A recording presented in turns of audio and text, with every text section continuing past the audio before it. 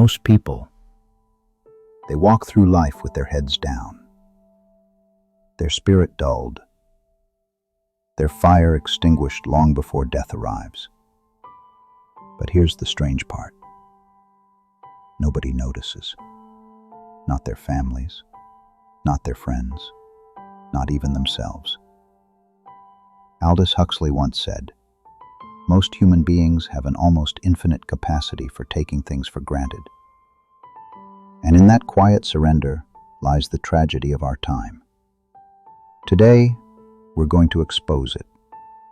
We're going to understand why most people give up without even realizing it.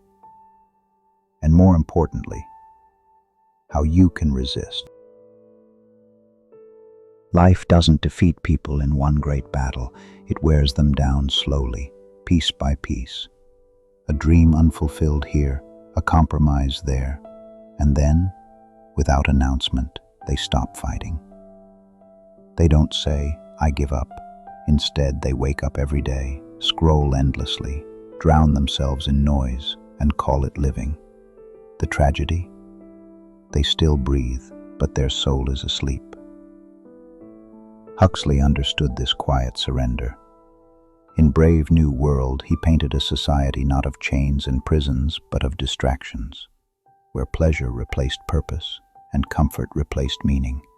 And today, doesn't that feel eerily familiar? How does this happen? How do millions of people quietly give up without anyone noticing?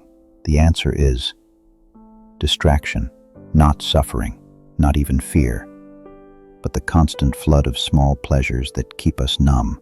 Huxley warned us, the real dictatorship will be one of entertainment.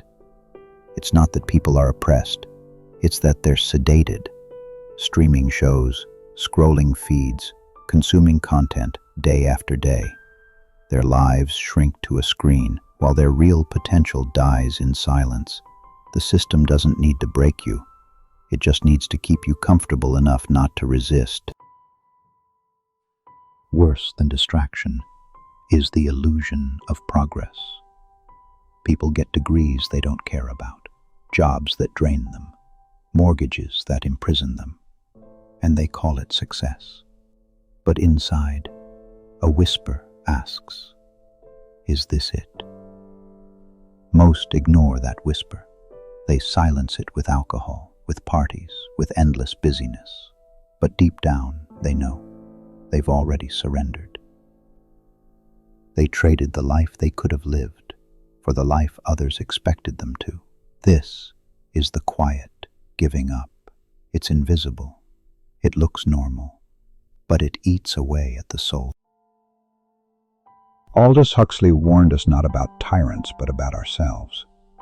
He wrote, "Men do not learn very much from the lessons of history." And that is the most important of all the lessons of history. We are repeating history, but not through oppression, through voluntary surrender. People are giving up their freedom, their creativity, their passion, not because they are forced, but because they are distracted. They gave up the fight for meaning in exchange for the comfort of distraction, and no one noticed. But here's the truth. You don't have to live like that. You don't have to surrender your soul to comfort. The very fact that you're here, listening, proves something. You feel it too. The unease, the restlessness, the sense that there is more to life than just existing. And you're right. The first step is noticing. Noticing when you're numbing yourself. Noticing when you've started living on autopilot. Noticing when you've given up without even saying it. Because once you notice, you can resist.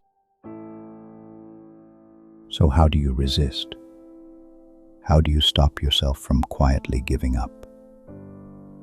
Not by waiting for a revolution, not by blaming the system, but by starting with the smallest act of rebellion. Choose presence over distraction. Choose purpose over comfort. Choose discipline over excuses. Every time you say no to comfort, no to distraction, no to conformity, you win back a piece of yourself. Huxley's world was one where people traded freedom for pleasure. But you can choose differently. You can fight for your dreams, even when it hurts. You can stay awake, even when the world is asleep. You can keep your fire alive, when everyone else has given up. Most people have quietly given up, and no one noticed. But you will not be most people. You will notice, you will resist, you will fight. Because life is not meant to be lived half asleep. It is meant to be burned through with intensity, with meaning, with courage. Huxley gave us the warning. Now the choice is yours. Will you give in quietly, or will you rise and live fully while everyone else sleeps?